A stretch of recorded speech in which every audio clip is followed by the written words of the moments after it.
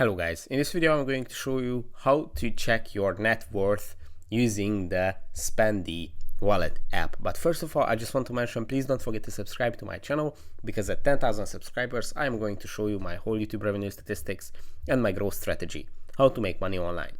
So let's jump into it. First, open the Spendee app, then go to the wallet section, and at the wallet section, on the top of the screen you should see your total wealth, your net worth.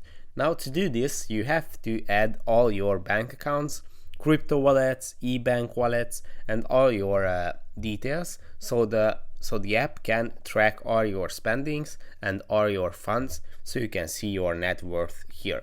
If you tap on the cash wallet and tap on wallet overview, here you can see all your transactions in one place, all your transactions by category, as you can see, bills and fees, all your expenses, and also your revenue.